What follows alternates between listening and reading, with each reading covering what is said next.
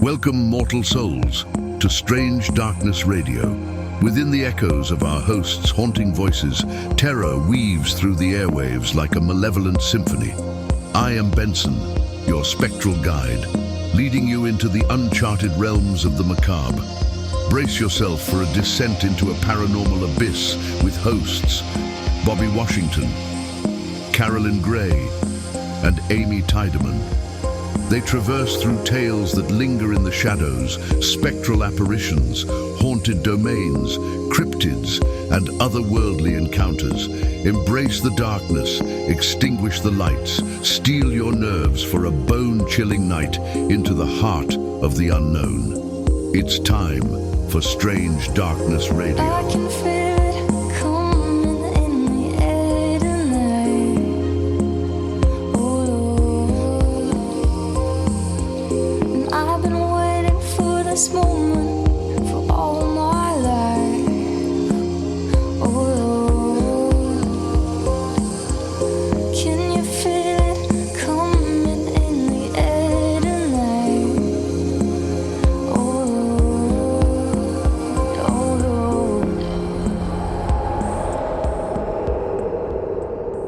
Welcome back to another episode of Strange Darkness Radio.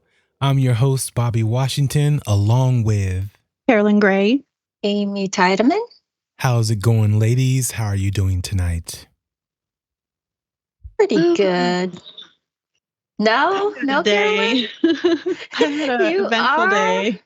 Like a bad day? What's going on? Like a bad day. Spill the tea, Carolyn. Spill the tea. Spill the tea, Carolyn. The listeners want to know. I'm going to leave our listeners with a cliffhanger, and I'm going to save it for next weekend because I am just not in the mood. Oh, wow. What? Okay. It was a bad day. You guys have to stay tuned for that one. Oh, Tune in next okay. week. Some juicy. Well, I can't wait to hear this then. I'll text you guys. Okay. Ooh, okay. I love juicy conversations. So I can't wait to hear that one. How was your guys' weekend? I had a great weekend. I had an amazing weekend.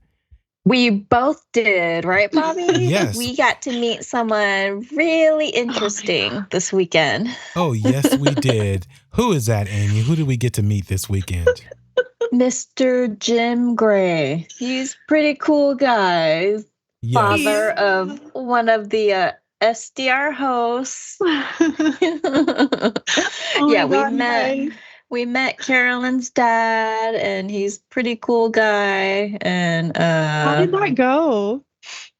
it was pretty good. Your dad is, like you said, he's super, super smart. And I feel like the next time I meet him, I need to study like for like 2 weeks straight. Yeah, next time we should be prepped. Yeah, I was not prepared, but he had a lot of information and a lot of cool information, things that I did not know about. So he's a really lovely guy. Yeah, I really liked him a lot. What did you guys talk about? Oh, we talked about you for sure. Besides me. So yeah, because we're fans. In case you guys don't know, we are going to do some co-host interviews with each other just to get a little bit more information about each other and get you guys a little bit more dirt on the host of Strange Darkness Radio. And this I don't know if I like that, but this actually comes from Carolyn. So she wanted to do this. It was a great idea.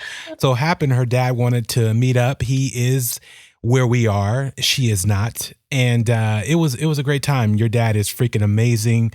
He is a hoot as far as his deadpan jokes, or just not even jokes, just how he thinks and the things that he says. He's just so serious but kidding at certain points, especially about you. But great guy, very knowledgeable, smart is, I don't know what, just an incredible man. And, I told him, I was like, man, you got lucky to have a father like him. So yeah, he's a great guy. Great guy. yeah, Definitely. you kind of look you look like him too. I can definitely see the similarities there. Yeah. That is so Yeah, true. I look like a mix of my mom and my dad for sure. Yeah. But yeah, it's so funny when Bobby asked me to describe my dad before you guys met with him, like, oh, what's he like? I was like, man, how do I describe him? Because he's really serious, but he also just has the best, like, dry sense of humor. He's really, really smart, really opinionated. But he can tell you anything about history. Like, it's crazy. Yeah. He will look so serious to where you don't know if he's joking or, if he's serious about what he's saying. And, like I said, he's a great guy, and it was a pleasure to meet him. And, there's more to come about that as we go forward. So listeners, there's going to be a couple of more surprises and treats for you when it comes to Carolyn's dad, and with the information that we gotten from him to utilize for her interview when it is time. So it's all going to be. I told you guys not to fantastic. talk about That me. sounded kind of like blackmail or something. Well, what did he tell you? What do you know? You will find out along with the listeners. You will find out along with the listeners. But no, that was really cool and awesome. And he loves the show. He loves you on the show. And it was really cool. Really cool. Really nice time. Really nice time. Yeah, he listens to all of our shows. So yeah. Hi, Dad. Hi, Jim. Yes, hi, Mr. Gray. So that was amazing. Me and Amy and Jim met up for the weekend, and it was really cool. Hot. We didn't get the seats we wanted. And, it was 104 degrees, and they had, we were sitting outside. So next time. No wonder you looked miserable, Amy. I did not look miserable in that picture. Yeah, Carolyn said I looked uncomfortable in the picture. I'm like, I wasn't uncomfortable, though. We were all squeezed in on the photo. Amy was like, do you want to get away? One of those. Yeah, I do have an RBF. Yeah, I told your dad about my RBF. So he already is aware that is my normal expression. So don't take That's your happy face. Yeah. That was my happy face. That was too funny. I was ecstatic in that picture. Yeah, what are you talking about? You guys are going to see that picture. I don't know. Because you would thought one of us did something wrong. It was either me or Jim did something wrong, so. It looks like someone's holding a gun under the table. Because of my expression? What? I feel like, are you kidding me? Because when I look at that picture, I look normal. That's how I look in pictures. Like, I don't have big smiles in pictures. That's just like, I don't know. I feel like I look normal, so I don't know what you guys are talking about. Yeah, that's hilarious. We'll let the listeners decide. I'm going to post that on our IG. Exactly. Okay, well, everyone, that's how I look. So sorry, but I had a fabulous time. Yeah, so I'm glad. That's too funny. Well, I wanted to get into another subject, but I'm not sure if we're going to have the time, only because we do have a guest coming on tonight's show, and she's freaking amazing. She is a tour guide. Well, she's a lot of things, and she's a lot of things. Yes, and Benson will explain all those things of what she's into and what she does. But for now, we're going to go ahead and take a break, and we'll come back, and hopefully you will have a guest that will make you want to go to Monterey, or at least go on a ghost tour. Let's say that. All right, we'll be back. Thanks for listening to Strange Darkness Radio, where you can indulge in all kinds of spooky entertainment and stories about ghosts, UFOs, cryptids, and other unexplained occurrences. If you have your own story to tell, contact us at 916-741-3032 or by emailing strangedarknessradio@gmail.com. Now let's get back to Strange Darkness Radio. Whose sexy voice was that? I was going to say, I love the sexy saxophone music in the background. I had to do it. Like some other kind of commercial break. Damn. So, Amy, you didn't like that bumper of yourself? It's too much of a jazz feel. No, I liked it. Yeah, Carolyn loved it. Yeah.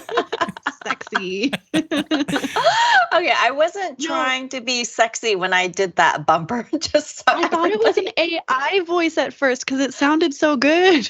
Yeah, when she did it, and I was like, "Well, what fits that?" And I was like, let me, because I didn't want to have her do it over. I was like, "Well, it's more of a, laid back jazz feel to it." So, I'll go ahead and make it into that type of little promo spot. So I think it's pretty cool, Bobby. I was just teasing about the no, it's funny. The sexy voice thing. Obviously, I don't think I have a sexy voice. That was a joke. We'll let the listeners see and have their opinion on it. We'll put it to a vote. I think Carolyn was dead on. So let's go ahead and get into our guest for tonight's show, and we'll let Benson introduce her. Here we go. Welcome, brave souls, to the realm where darkness whispers and shadows dance. You've tuned into Strange Darkness Radio, where the veil between worlds grows thin. I am Benson, your spectral guide from beyond, leading you through tonight's journey into the unknown. Tonight, we have a special guest who brings a unique blend of the ethereal and the spirited. Courtney Whitcraft, co-host of the fascinating podcast Spirits and Cousins, joins us. Courtney and her cousin Tish explore the world of spirits, both the kind you sip and the kind that haunt the night. Their podcast delves into paranormal investigations, haunted locations, and the technology used to communicate with the other side, with a particular focus on the haunted destinations of California. Recently, our very own Bobby embarked on a ghost tour in Monterey, California, guided by none other than Courtney Whitcraft herself. Monterey, a town steeped in history and mystery, revealed its spectral secrets to Bobby under Courtney's expert guidance. Courtney isn't just a tour guide, she's a seasoned paranormal investigator with over 15 years of experience. As a photographic medium, intuitive, and energy healer, she has the remarkable ability to sense the unseen and communicate with spirits. A balanced approach to the paranormal, combining belief with a healthy dose of skepticism, ensures that not everything is taken at face value. On Spirits and Cousins, Courtney and Tish share their ghostly adventures, including their investigation of the Monterey Hotel, where room 217 is said to be the most haunted. They also explore the haunted history of Cannery Row and other eerie locations in Monterey.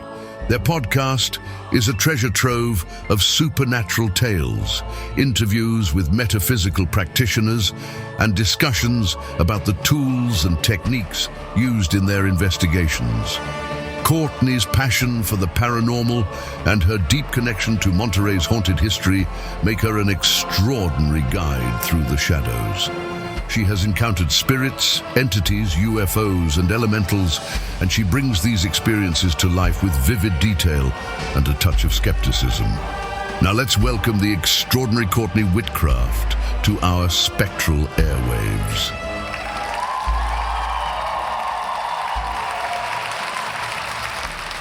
Welcome, Courtney, to Strange Darkness Radio. Hi, Courtney. Hi, everyone. Thanks for having me. Oh, no, Thanks for you. coming on. Yeah, definitely. So, how I met Courtney and why she's on the show. I went to Monterey, first time ever going to Monterey, which was awesome. What? Yes. Are you kidding me? Yeah, first time. Okay. Wow, that's amazing. Yeah. Okay.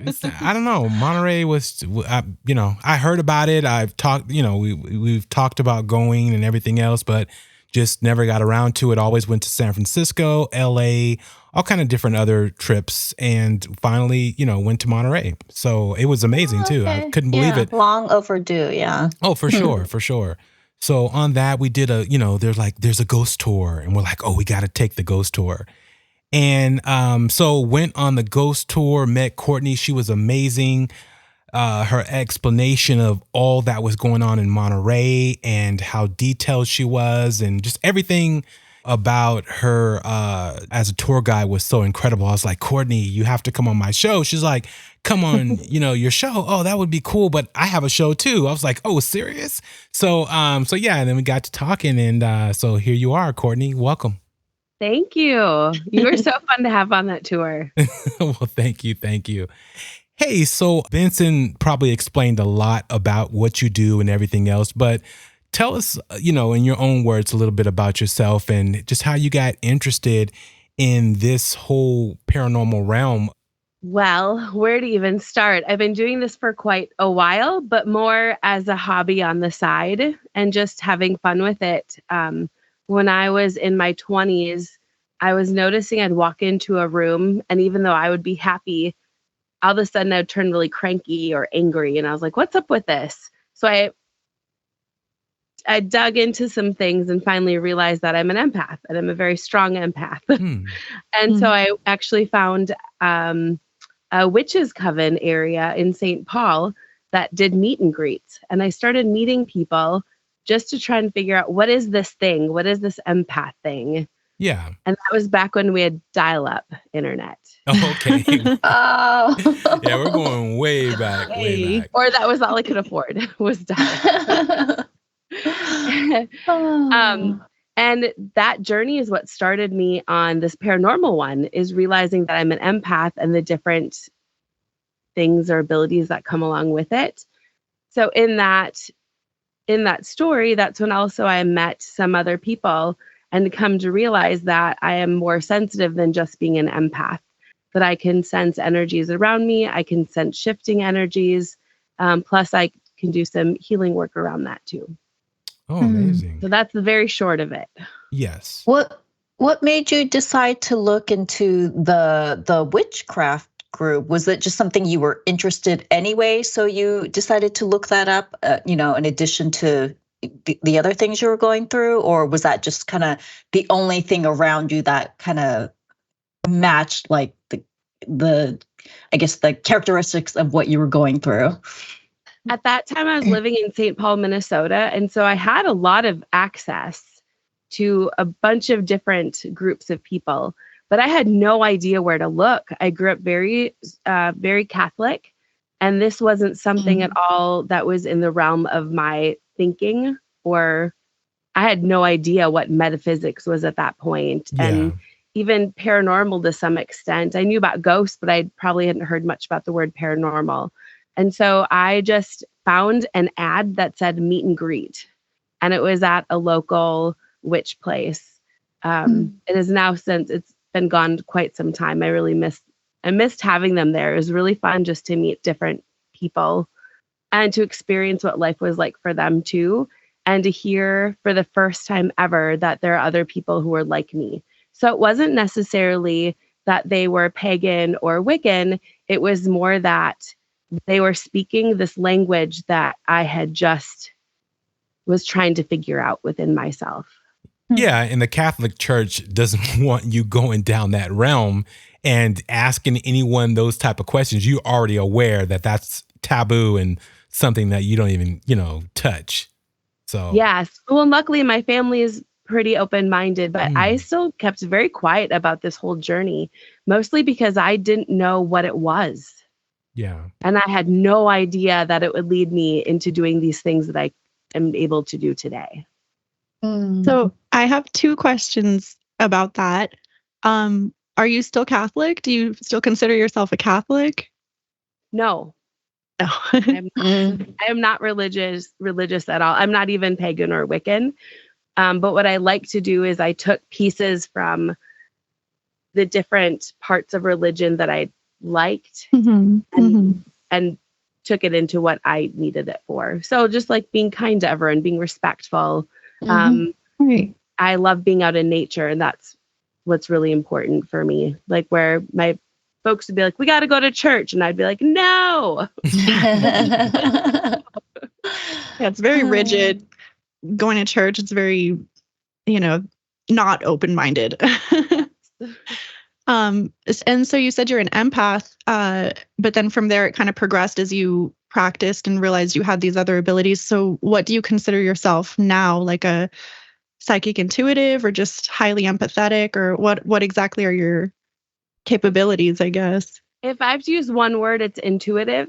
I'm an intuitive. But I do a variety of things. So I have medium photography where I take pictures and I get really odd things that a lot of people just don't get. And that was, I was actually on one of my friend's ghost tours. She used to lead one in Minneapolis. And that's where I discovered this paranormal stuff. Oh, okay. Or that I can do different things like take pictures and get really odd things on these pictures. So you're kind of like a magnet for spiritual energy, like it's attracted to you. I think for some reason. Yeah. If someone's standing next to you and they're taking that same photo, but if you're taking that photo with your energy and how you come across to the entities, you're able to crystallize them on that film or digitally into that photo, correct? Yes, and that is exactly how it happened. So I was on this tour with a friend of mine and just taking some pictures, and I was like, what are these weird things in it? And it was orbs, which can be dust, it can be water, but it also could be something. Yeah. And she's like, yeah, that's really interesting. You have a lot. And other people started noticing and they said, well, wait a minute, let's take a picture at the exact same time and see what happens. And then we did, and I got so much more beings, different energy showing up, and a person, I think, got nothing. Wow. Oh, wow. So, what are like some of the most interesting things that you've come across when you were doing your photography work? There is a troll who lives under the shed What? A shed in Wisconsin. Yes, I have a red troll that pops out of the shed occasionally. I've got. You have pictures of this? I do. I want to see. Oh my gosh! Oh, that's crazy. That sounds like a fairy tale or something. I have pictures of some angels. I also have. I was flashing on also. Oh my goodness. Okay, let's hear about the troll. I want to hear more on the troll. So you actually captured See a friend of yours of this troll-like figure on, digital photography or something like that? Yes. You have a picture of him. So what came across your mind when you're seeing this entity on this film? Did it startle you? Did it make you want? So did you go into the shed? Did you try to interact with it? What's the story? No, I go into that shed often enough. He just showed up in a picture and I immediately was like, oh, it's a troll. No big deal. Yeah. At this point, I'm so just chill about it. And other people are usually like, what in the world? Exactly. Yeah. Yeah. Wow. It's really cool. I usually get pretty excited though. Yeah. I mean, it still is really fun to get neat things in photos. Mm-hmm. So did you feel the energy of because obviously when you walked into the shed, this troll wasn't there in the, on our plane. So did you at least feel the energy of something being there also along with that photo? No, I usually did not feel that troll hanging out too much. Oh, okay. It's with the angels, in the photos I have of angels, I absolutely felt them. Oh, okay. I would feel a peace come around me and then just intuitively feel like I needed to take a photo. And I would take a photo and like, oh, wow, that's really interesting. And are you pretty good at this? Go ahead, Carolyn. Well, just when you take these photos and you capture different things, are you pretty good at just determining what they are? Like, you know that those certain pictures are angels, but then versus this troll creature, what do you think that is? Just some energy or? Intuitively, I usually know, but there's always some things that I'm up in the air about. Like I have this picture of what it looks like to be a fairy, but I had this strange peacefulness come over me. This has happened a couple times, and it doesn't look like pictures of angels I've taken in the past. So I'm still unsure if it's an elemental or an angel. So there's some things that I'm still like, I don't know, it could be either, but it's really cool, whatever it is. Yeah. And there are others that I know pretty quickly what it is. And so you are also ruling out pareidolia, right? As far as, yes. Okay, when the yes. your mind is putting the image together to make it like a human face or a figure that we're aware of, whether it's a shape of a human, a dog, something that we normally see on a day-to-day basis. You know, our mind tends to try to make it to something that we've seen before. Yes. No, I debunk.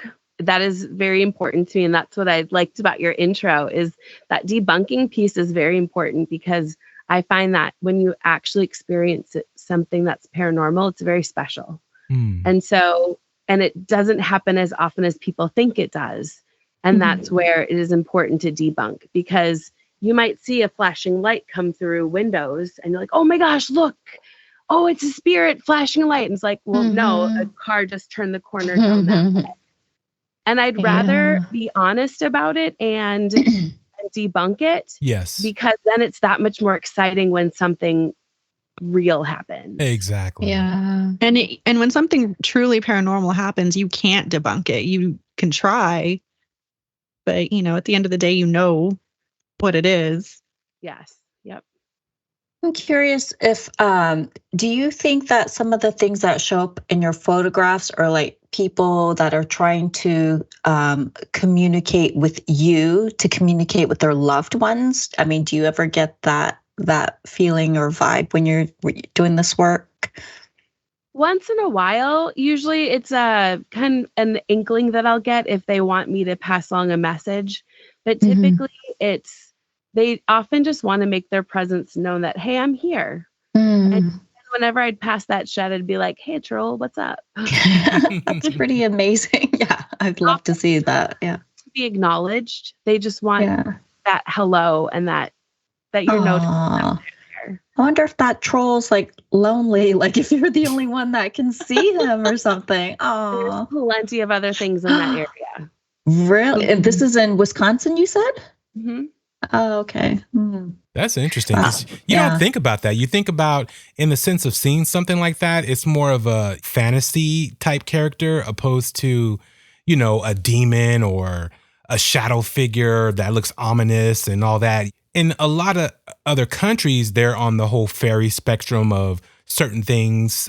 But in, you know, United States, it's more of, you know, did you see Bigfoot? Did you see a shadow figure? Did you see Dogman? You know, some type of cryptid. So that's very interesting. Very interesting.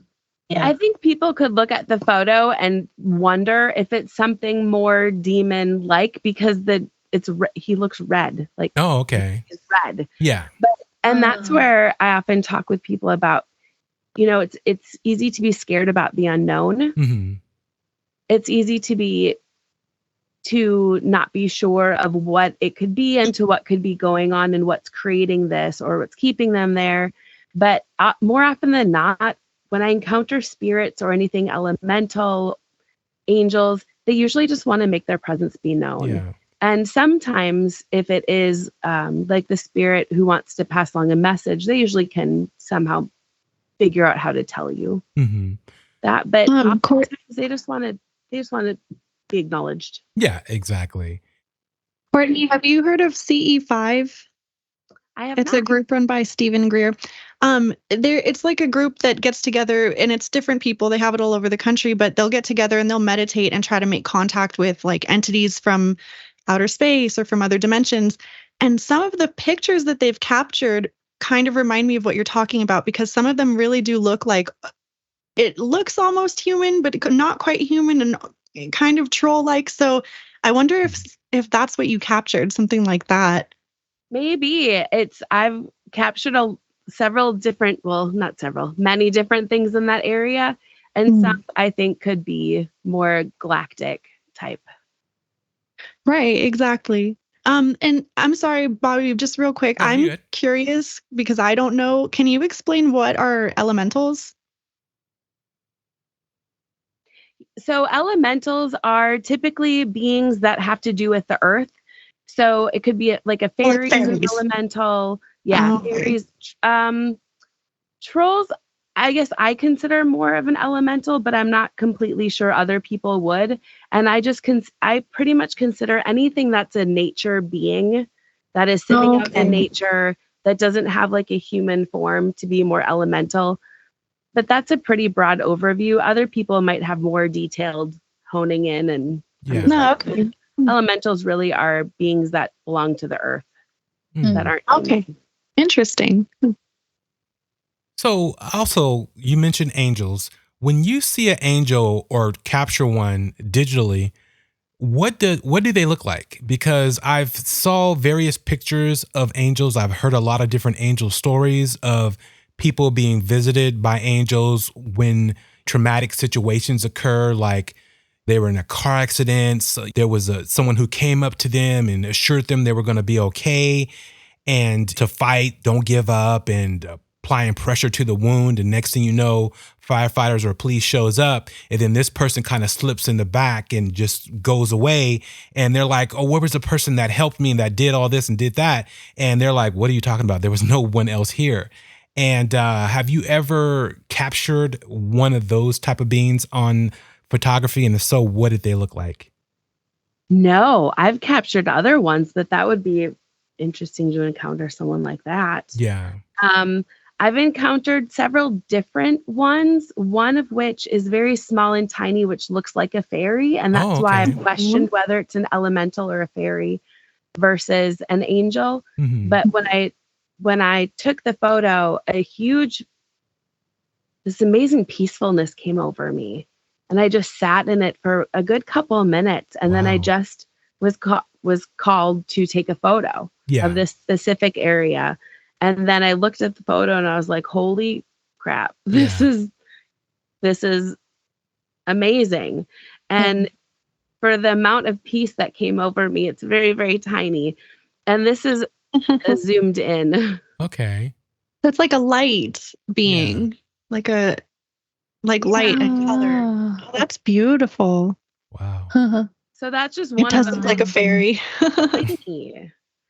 And then others have been more full-bodied, not like full apparition, but more of a full body. Yeah, bigger. There's a really cool picture I have where I'll have to find it and show you. And where were you when you took that picture of the smaller being? You were just in your living room or in your house? In the backyard. Oh, okay. Minnesota. Okay, so they visit you on a regular basis because they probably feel that energy or can see your light. And a lot of times they can't see. Other people don't even cast off that type of light who have the capabilities that you have. I think so. Yeah. A lot of my friends who are in like the metaphysical world call me a light bringer. Interesting. That's amazing. And I just want to say, I know that has to give you some assurance about that there is something obviously else for us, and gives you some comfort when it comes to all the craziness that goes on in the world and everything, to have that assuredness, that the comfort to where you know there's something else. It's not even a question for you. When people like myself, even the experiences I've had, I still question a lot of things and looking for answers. But I just know that has to bring you some comfort to know that all these other things exist out there. I think so. It actually brings me so many more questions and curiosity. But yes, for sure, comfort, just knowing that there's something else out there. I think a lot of people are afraid to die because of that unknown. Yes. Where do we go? We know where our body goes, but where does our soul go? Exactly. And I don't worry about that at all, actually, because I find that having experiences like this with the spirits, with elementals, with these different beings, tell me that there's other things out there that I try not to be judgmental, but I do wonder, something else out there. We're the only people here. We're the people on Earth, but there's one Earth. There has to be other places like Earth. Exactly. And other dimensions that we can't perceive. Sorry. So Courtney, I wanted to know, it sounds like everything that you've experienced so far has been positive, but have there been any experiences that have been terrifying for you or things that maybe gave off bad energy? Terrifying, no. Scary, yes. Mm. And bad energy, yes. Wow. Yeah. What happened? Well, I can't even remember which year, but it happened about 15 years ago. It was one of my very first experiences starting off in the paranormal world after I was shadowing my friend a lot on her ghost tours and starting to do energy work and dive more into this paranormal world. So one night I was invited to an investigation for a building that a friend of mine rented out. And it was a very old building. It's the Stockyard Exchange building in St. Paul. And it was also a Freemason building at one point. Those are energetic. Those Yes. Mason buildings have a lot of energy. Yes. And there's a lot of spirits that hang out there. And that was definitely not the first negative experience I've had, but the first, what in the world have I gotten myself into experiences? And it took me about a year to fully deal with it. Oh, Basically, wow. the entity followed me home. Oh, wow. Oh my gosh. Okay. Oh, here we go with Amy. Bobby. Here we go with Amy. Jeez. Okay, that is my fear of going out and doing something like this. And now I have someone that has actually experienced it. Okay, something Amy, followed It me. Oh happens. my We God. went on a ghost tour. But I'll She's tell you how to amazing. avoid- And it was perfectly fine. Nobody followed me home. Safe. And No, I gotta hear this though. So what happened, Courtney? It followed you home, and what happened? This is one of the reasons why I now set intentions for every single paranormal thing that I do. Yes. Oh, So I my went goodness. there and I encountered these variety of spirits. There's the school marm, the woman who stands on the balcony and just looks around, protecting everything, everyone and everything. She always looks kind of cranky, but she's good. She's not a problem. She just is supposed to look that way, more intimidating. And then there's a variety of other people, spirits that I encountered, one of which flashed me. I have a flash. Wait. Oh, I would love to see Was that. it male or female?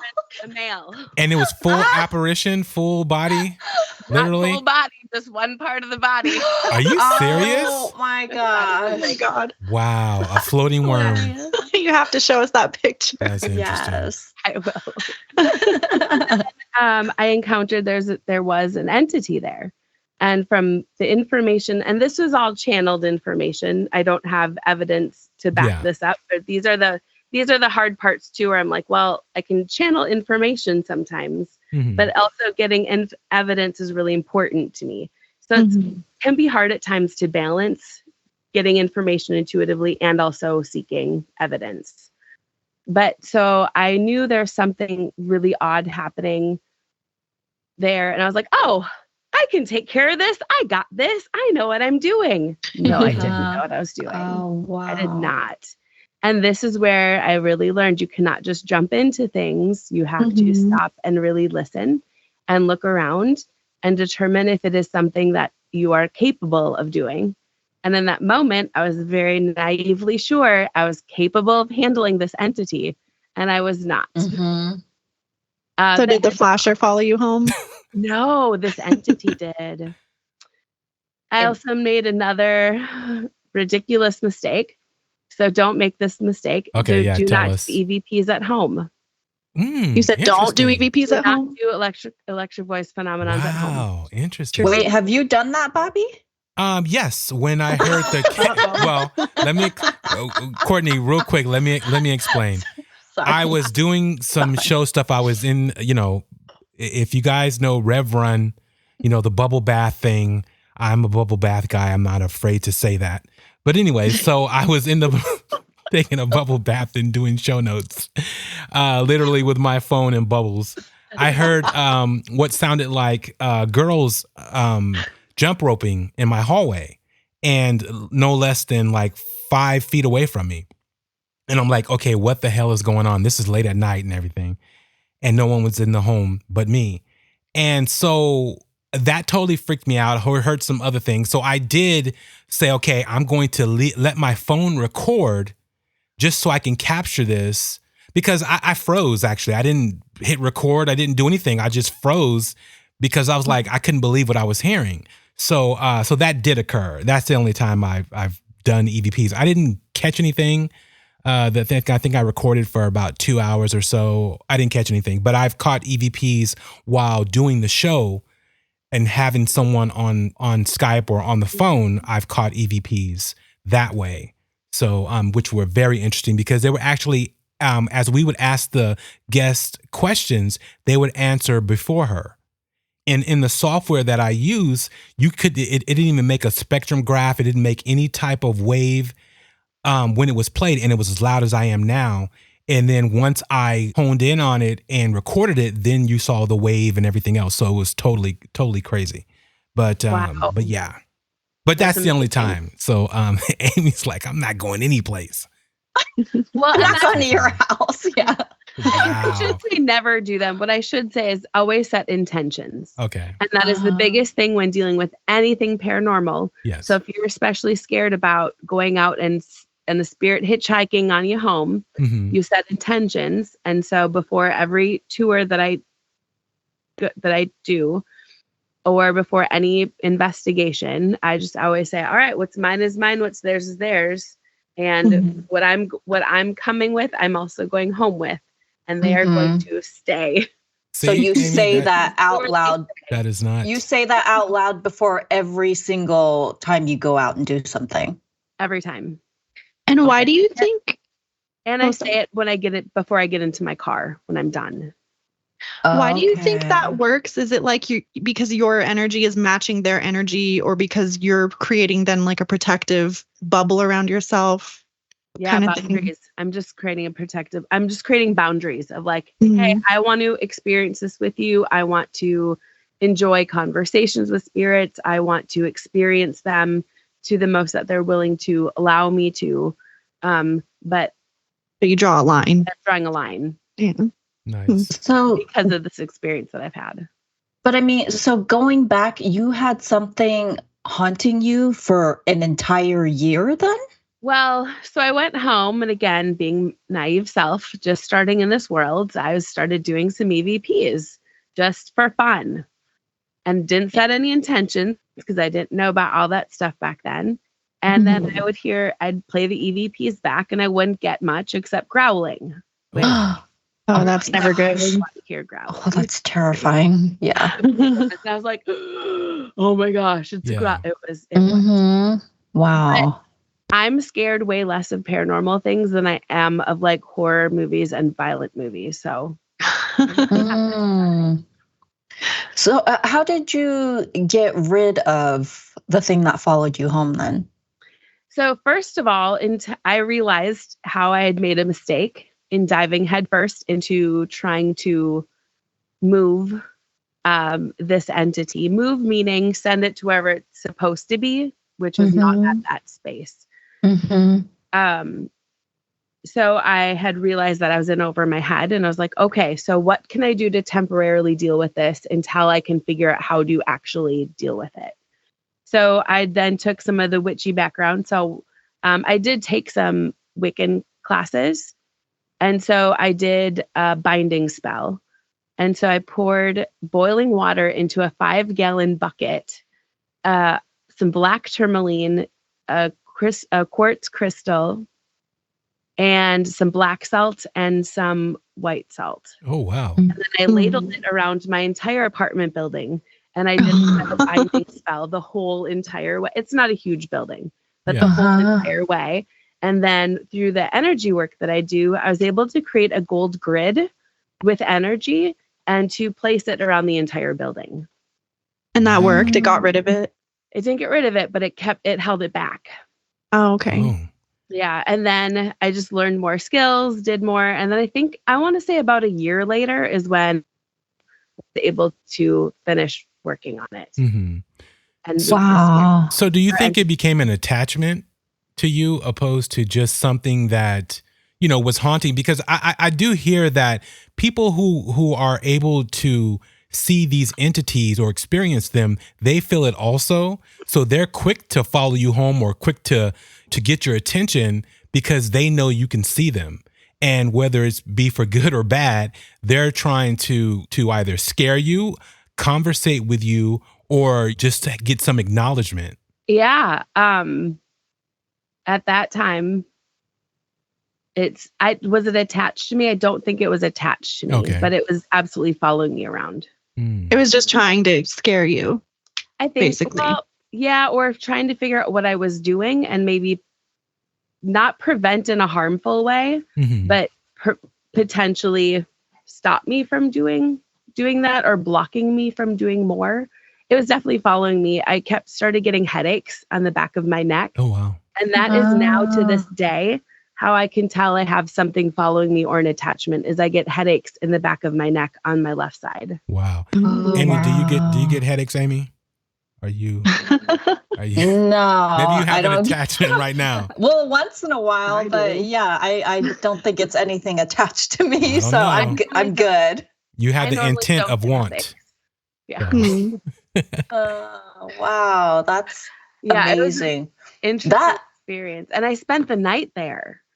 Oh, that's scary. Did you fall asleep?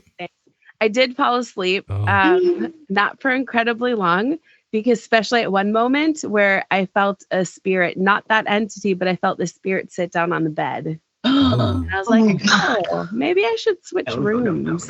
So before we go to commercial, I want to ask you, so none of this stopped you from going down these avenues to where, you know what, let me pump my brakes and maybe this is something I don't want to entertain? No, definitely not. Wow. I mean, I'm still doing it and more. Yeah. Right. Yeah. Interesting. Well, let's go ahead and take a break, and then we're going to get into your Monterey ghost tour that you give. And I definitely have to get into your podcast. I want you to tell everyone about that and let us know, because it is an amazing podcast. I love it. I've been binging them, and really awesome. So we'll be right back. To all our devoted listeners out there, we want to extend a heartfelt thank you for tuning in and joining us on our eerie adventures into the unknown. Your support makes each episode of Strange Darkness Radio even more thrilling.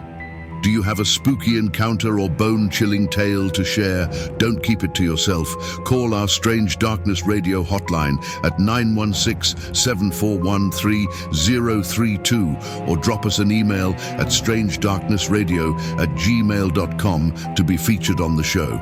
Your story could send shivers down our listeners' spines. Stay connected with us on social media for exclusive updates and behind-the-scenes content. Follow us on Instagram at Strange Darkness Radio, X at SD Radio.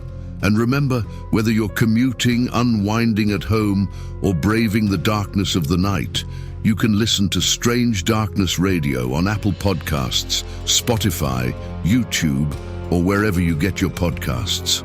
Let's journey into the unknown together, if you dare.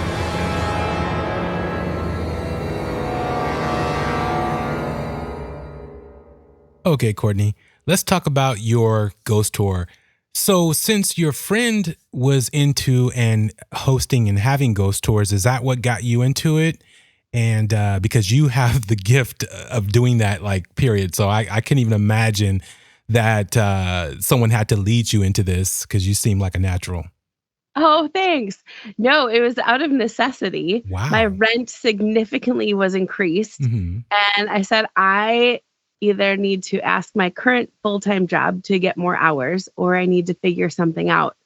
And while I enjoy my full-time job, it is not something I wanted more hours with. I work with kids and families, and I adore them.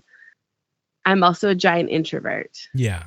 And I was like, I want to do something more with my hobbies than with this. And so I'd seen this company, and I was like, oh, let me apply. And I got the job. Wow. It sounds like you found the perfect second job. Yeah, I really enjoy it. It gets me more into my hobby, and I love meeting people who also love paranormal. I've moved out here only 3 years ago, so it's been really fun meeting more and more people who are into it. So back where you lived before, you didn't do ghost tours. You started here then in Monterey. I started giving ghost tours here in Monterey, but I've been doing all sorts of investigations and some team investigations and stuff for the last 15 or so years. Wow. Can I ask something? Because it really didn't click in my mind that Monterey had such a rich history, but it really does, because there were battles fought there, and there were, I don't know exactly, I think it was the Mexican-American Wars and all of that. Like, Monterey is even named after a general, right? And so as I was researching for this episode, I kind of realized, like, wow, there is a lot of history and there probably is a lot of energy. So since living in Monterey, just in your free time, not even doing your ghost tours, have you experienced a lot of energy out there? Have you seen anything or felt anything spirit-wise? Yeah. So in Minnesota, it was interesting. It was a lot of indigenous intuition things I would get, different conversations. There's also a lot of gangster activity that I would catch on, just because that was a big piece of the history of Minnesota. And then out here, I get a lot of the elementals because I go hiking a ton. And so in those redwoods, huh? Yeah, it's so amazing. Beautiful. And then here I get a good amount of indigenous, but also just a variety of, I don't know why, but I've been fascinated with the benditos who've been out here in the past. And so that's kind of something I've grabbed onto. And do you know much about the history of the area? I do. I didn't realize either when I'd moved out here that this area has such a vast and deep history. And so Monterey was the actual very first capital of California. And I didn't even know that. Yeah, in the 1500s, Spain came over via ship and was like, and wanted Monterey or wanted California. But then we had all the indigenous tribes and people who lived here, and they were doing really well here. Spain decided to not leave anyone, and then they sailed away. Then they came back, I believe, in the 1600s. And then in the 1700s, they came back and they left Father Junipero Serra here and a bunch of other people. And he started the San Carlos Cathedral. And then he also started the Carmel Mission at Carmel by the Sea. So in your opinion, what is one of the most haunted places in Monterey that you've experienced, especially with your abilities? It depends if we're talking about really cool stuff or... Let's go with both. Let's go with the cool stuff and then the most evilest or the most, oppressing, I'd say, or disturbed. So one of my favorites, Bobby, is what you got to experience is the Lara Soto Adobe is one of my very favorites. And then the Tiburcio Vasquez house. Wow. Yeah, they're incredible. I also really like the jail, and I found out even more history since you came on the tour. Oh, nice. About the old jail that we have. So that's been fascinating to dive more into. And then in terms of more of the scary, negative things, Los Coches Adobe is definitely right there. So you've done a podcast on the Monterey Hotel. I believe it's room 217. So what type of encounters did you have that night? It was mostly Frank. Okay. Frank was so fun. So he was the maintenance worker there, and he was crushed by the elevator in the building itself. It was the old historic elevator. Poor dude. From my understanding, from what the front desk people told me, he lived in room 217. Oh, wow. Yeah. And so we were so excited to experience that. And immediately he joined us. It was so cool. We just set our equipment down. We're going to go eat. And we're like, well, shoot, we might as well stay. Yeah. So we hung out with him for a little bit and then went to eat. But what he would do is he'd sit and talk with us, engage with us with different devices for about 20 to 30 minutes and then leave for 20 to 30 minutes and then come back. So it seemed like he was going to fix things. Oh, wow. That's interesting. And, for the listeners out there, Courtney and her cousin, they have some of the most advanced technical equipment that you can have, and they take it all with them on, ghost investigations. And Courtney, can you tell us a little bit about some of the equipment you guys use? Because I can't even imagine Carolyn with equipment at her hotel that she actually works at a haunted hotel. She'd be like, Bobby, how do I use the devices? Lugging all that stuff around and figuring out how to work it. Yeah, no thanks. Exactly. It's so funny. Some of the more advanced stuff has been a little tricky, but mostly because I think the spirits don't understand how to use it. Oh, interesting. So I have this ball that I started bringing with to engage with the boy who is the spirit boy at the Lara Soto Adobe. So I have this little ball, and if you touch it or around it, it lights up, and he does not like it at all. Oh, okay. And I think it's because it's so bright and he doesn't understand it. Yeah. Back then, when he was alive, they didn't have things like motion detected lights. Yeah. They didn't have things that light up like disco balls. Exactly. That is really true. How do you know that he's scared of it? Like, are you able to see him yourself or just feel him? No, I can feel a little confusion surrounding it. And I typically will explain what it is, what he can do with it. And he still does more of the EMF device and also flashlights. Yeah. And that night, when we were investigating on the EMF that night, it would peak really high. It's like something was coming up to it, then walking away, then coming up to it, then going to someone else's. So it wasn't like to where it was just constant, like you were in a magnetic field or something, an area that was just sending a signal coming through. No, it was going in and out and messing with other EMF readers. So it was a really interesting night. So yeah. Speaking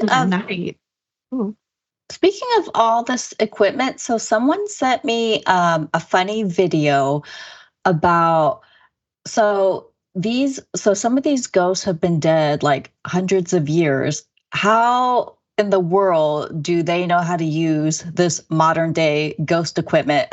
He's like, my parents can't even figure out how to work their TV. How do these ghosts know how to use this equipment when they've been dead for so long? So it's just something funny that I thought of when you were saying a lot of them weren't communicating because they couldn't figure out the equipment. But that's kind of a good point, don't you think? Like, how do they know? Like, I don't. Yeah, that's true. I've never thought of that. Here's the thing on that real quick, Amy. With the EMF, all they have to do is walk up to it. It's a signal that they're actually putting out. So it's not something they're touching or interacting. Yes, there are lights that people will have and they'll barely screw the light on and it'll make a connection with, their energy. And that's what they believe. Courtney, if I'm wrong, please correct me, that their energy is making that signal connect with the whole light thing. But with a EMF and different type of detectors, they're actually in the area. They're walking up to it. Courtney? So they're just in the room doing their thing and it captures that. Like they don't have to interact with it necessarily. Yeah. No, but they can, especially if you ask yes and no questions. Yes. Then you are asking them to interact with it. But really, it detects their presence. Yeah. And so EMFs are one of the easier devices. I use flashlights also, and spirits tend to like the flashlights a lot. They're maglite flashlights. So you just, like Bobby was saying, you twist the top so it's barely turned off. And then so spirit has to do something to manipulate it in order to turn on the light and to turn off the light. Yeah, so it's said that when they see the light come on as they approach it, or let's say they reach out their hand to it and then the light comes on, that's a signal like, oh, okay, if I do this, therefore it creates that. So when the person is asking questions, they step back and they say, and they can clearly understand what you're saying. And then to answer the question, do yes, 2 blinks for yes or 1 blink for no. So there's different ways to interact. And the same with the EMF, as they approach it, they're able to, you're able to have dialogue that way. I see a lot of investigators do. Yeah, I also have spirit boxes and spirit boxes are very interesting. Yeah, spirit boxes are interesting. Those can be hit or miss. Is that the one where it kind of flips through channels and then picks up radio? Oh, okay. Yep. I have dowsing rods, so more old school techniques. Oh yeah, those are really good. Those are really reliable. It's so interesting for water and spirits. Dowsing rods. Yeah, and again, they know how to use it. Yeah. Yep. And because water dowsing has been such a thing for such a long, I don't even know when, but such a long time that they know how to interact with dowsing rods and pendulums. Well, that's interesting. The hard part with things like that is they don't give you, it tells you there's something there, but it doesn't give you direct evidence. Right. So did you capture any evidence on your last trip to that hotel? Yeah, at Monterey Hotel. Yes. Well, we have some EMFs, and that was great. We got flashlight. We got him responding via flashlight, so I have some video of that. We did not get anything on the spirit box, and at one point, Tish did see a shadow figure running with its knees really high out a door that was blocked. Oh, that's creepy. Yeah. I heard her talking about that on your podcast. It looked like someone was like jumping their knees up really high, kind of like, like when you're in PE class or something and you hold your hand out and you have to hop your knees up to meet your hands. That's what it kind of sounded like to me. But that's pretty interesting. So you guys weren't terrified at all in that hotel room? No, no, they weren't, Amy. I'm just. I try not to be at all. They're not scaredy cats. We'll see who the scaredy cat is next time. Okay. We'll see. But if you get scared, and it's fine to be scared. Like there's no judgment, nothing wrong with being scared. If you get scared, though, you have to figure out how to tamper it down, because if there is anything like an entity around that is more that wants to attach or wants to feed off of that, then you have to be a little more careful. And so, like I said, I actually get more scared watching horror movies and violent movies than I do hanging out doing some paranormal. I like your cousin Tish because she says, I'm scared. Like she'll say straight up, like, no, I am scared of this. I'm interested, I'm curious, but I'm also scared. So. Courtney, do you have a cat or a pet? Oh, okay. I saw something behind you. Oh, she's going to be like, there's an entity on the screen. Okay. Turns out. But yeah, this is Beatrix. Okay. Thought it was a ghost for a sec. That's funny. I also have another one, but Beatrix likes to be next to me. Yeah. Aww, so cute. How often do you host these ghost tours, Courtney? Anywhere from 1 to 3 times a week, just depending on how many people sign up. Yeah, okay. And is this 360 throughout the year, or is this seasonal? No, it's 360 every day. Oh, wow. What's the tour? What's the tour called? Because I actually want to go on this tour the next time I come out to Monterey. Yay! It's actually through U.S. Ghost Adventures. It's a website, but you can always get my number from the emails or contact Bobby and get my number. Yes, and we're going, Amy. We're going to stay at the Monterey Hotel. I am not staying at any haunted places after this conversation or going ghost hunting. Oh, man. The ghosts are friendly. I am officially scared again. Here we go. I said I was going to go. And then after we had a couple of people on, I'm like, I'm not going. And then I'm like, oh, yes, I'll go. But now, like, I don't know about that. Yeah, I have to think about that one. The ghost tour is really tame, and I've even had some young kids go on it. And okay, well, yeah, the ghost tour. Yeah, I'll do the ghost tour. Pretty chill. Yeah, I won't take you to any scary, scary places. Okay, yeah, we're not going to go to the Los Coches Adobe. I will not take you there. I will only go there with people who really, really want to go, and she really wants to go. She's going to go. Yeah, what is that? Like just a building that's haunted, or what is it? A location? It is a building. Los Coches Adobe was a stagecoach inn for people during the gold rush that they were coming through on stagecoaches. And a woman owned it, and it's 2 buildings, a house and then a brown building. She also ran a brothel. Oh, okay. So maybe there was like a lot of fights and illicit behavior and murders. Yes, but it was the woman. She would steal gold and slit their throats and oh my gosh. Dark. I want to go there. Do you, Carolyn? You want to go? Oh, Have you seen that? Have you seen that woman there or felt that ghost? No, I felt the man there though, very, very clearly. And we have that episode up. As soon as I got there, I was like, oh gosh, this place. But the thing is too, and sometimes I do wonder if this is so naive of me, but I don't ever think I'm going to be harmed.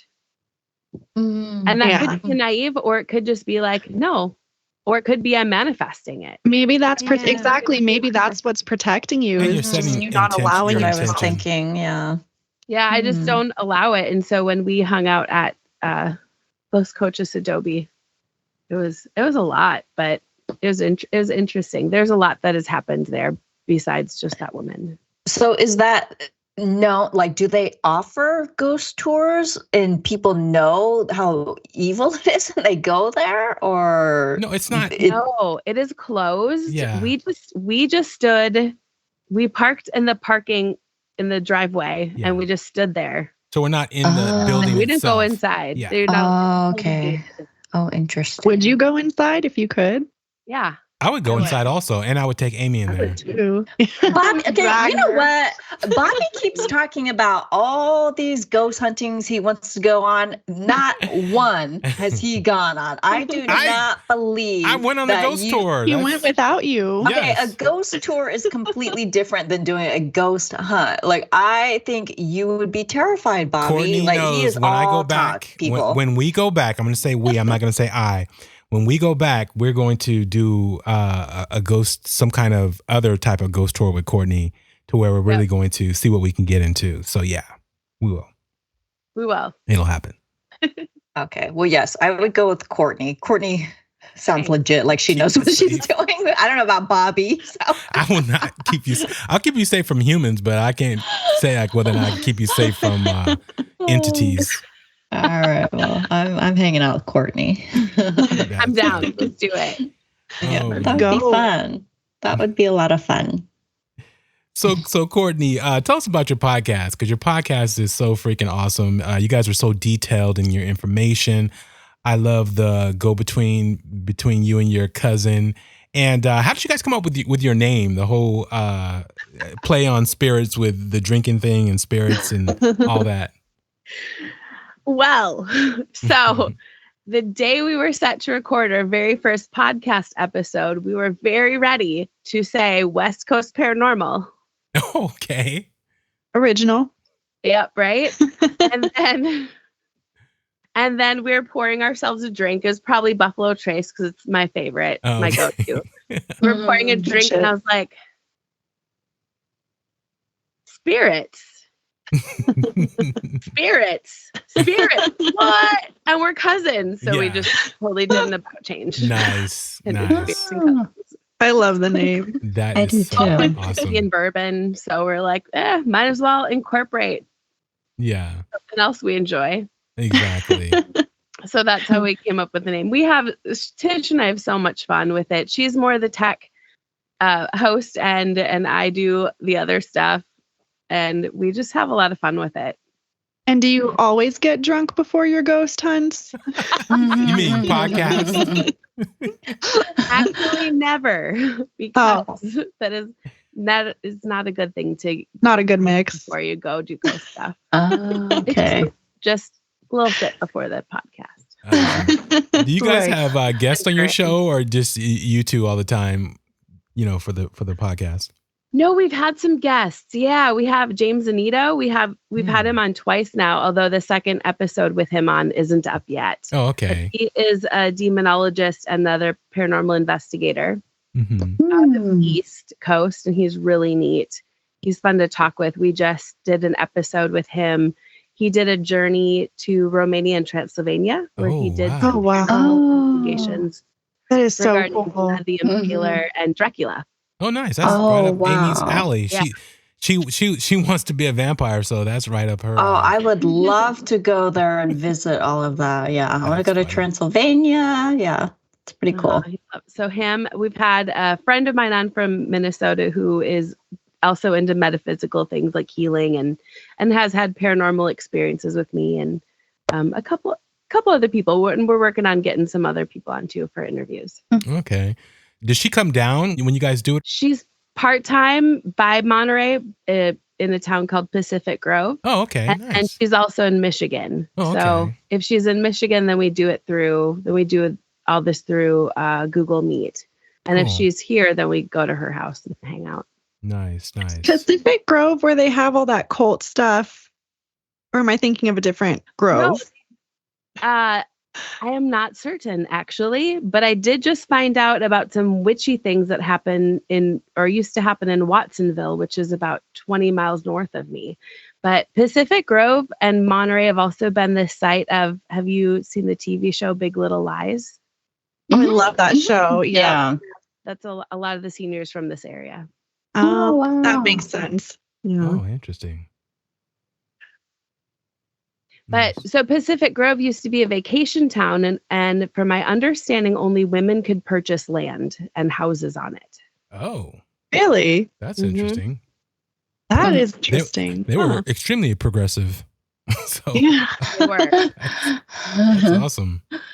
Are you going to branch off when it goes to your ghost tours, or are you pretty much doing the same tours over time? You know, Good like different question. locations and other places in Monterey. Because, I mean, the history is just so rich with all types of things that go on. And you're on the tour, you're extremely detailed in the knowledge in the history of Monterey and the location itself. So, I mean, it's a very great tour. Thank you. I appreciate that. So with the company, this is the current tour, but I am working on getting them 2 more tours, nice. if not 3. Yeah. So then people can come and try the other tours that we'll be having. Mm-hmm. But as for Spirits and Cousins, we're checking to see what we can branch out to. I'm definitely not going to be doing a walking tour just because that's already being done. Mm-hmm. But there's other things that I'm coming up with. Nice. Cool. So do you mind telling us your just all of your socials and like anything good that you've got coming up that you want people to check out besides the Spirits and Cousins podcast? For sure. So Spirits and Cousins we have on Instagram, TikTok, YouTube, Facebook. And then I have my QuartzEnergyWork, and that's on all of those same platforms too. And it's all one word, Quartz, QUARTZ, Energy Work. Nice. Okay. Tell us a little bit about that before we end the podcast about your quartz work. Yeah. Along all of this is just all one big thing together. Mm-hmm. It's along this whole line of discovering paranormal, my interest in paranormal and the different things that I can do with it. I've also discovered this ability to do energy work. And so I became a Reiki master practitioner, I think 10, 12 years ago now. And then I really enjoy helping people, and especially helping people heal or be able to move forward. Yeah. Because healing doesn't always look the way we think it should look or that society has told us to look. To us, I think a lot of times healing means that, all of a sudden you're all better and everything is wonderful and life is good and you're maybe not as in much pain and all those things. But healing is actually just things that help us move forward. And it takes time and work. Yeah. And so what I do with the energy work, I do some hands-on healing that I do with Reiki and with what I'm guided to do by my higher consciousness. And then I can work on animals, and I do this thing, but I'm trying to figure out what to name it, but I call it acupressure for now, where my hands are able to find spots mostly on backs, where I just push in, and then almost a pop or an instant release happened. Oh, wow. Wow. You know what? Yeah. That's interesting because a lot of people have all these different ailments, and sometimes they do need energy work. It's not about a medical aspect or a pill, or, you know, the doctor's like, oh, your back is out of alignment, or, you know, you're having this medical problem and you need to take this particular pill. But a lot of times I do hear that people will go to energy workers and they will somehow alleviate those issues. And it could have been some kind of oppression with them. It could have been just some energy that was in them that was negative, and somehow they were able to release it. A lot of this stuff we didn't have back, you know, centuries ago. And we had energy work, we had crystals, we had all these things that we don't do anymore in a lot of places. A lot of them do it over in Asia and other countries, and, you know, just even acupuncture and all that type of stuff. And that modern medicine, they, you know, frown upon. So I find that very interesting and really awesome that you're doing that. I enjoy it, and it's helped me. That's actually how I got into it. I was having kidney stone after kidney stone after kidney stone, and the doctors could not figure it out. Mm-hmm.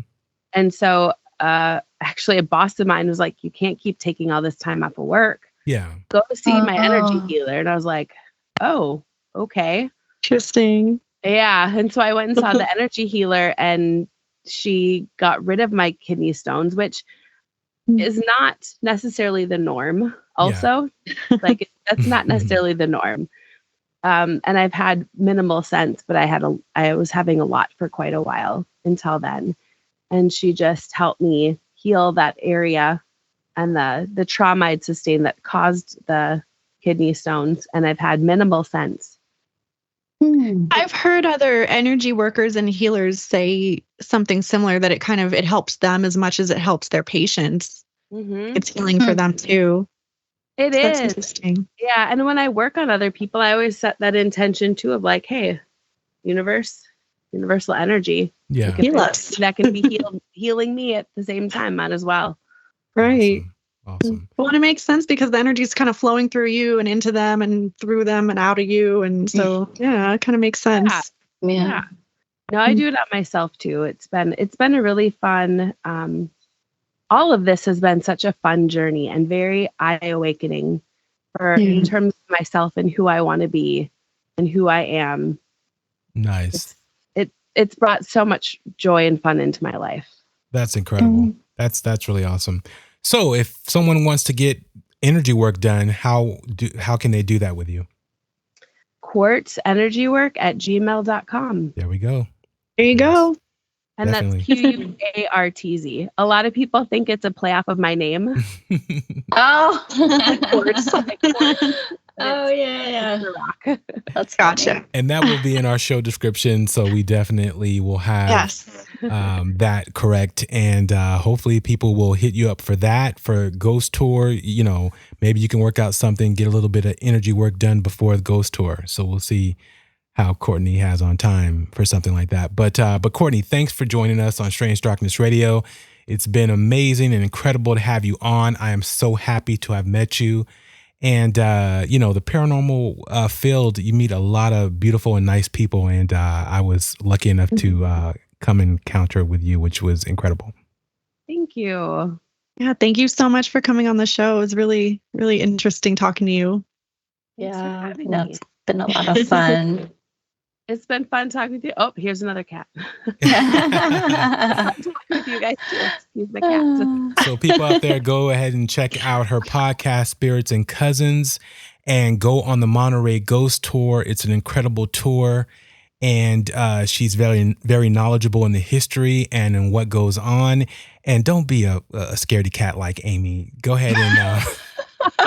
take the tour. It's okay to be a scaredy cat. It's okay, but it'll be all right. Nothing will happen to you. But yeah, no, I'm just messing with Amy.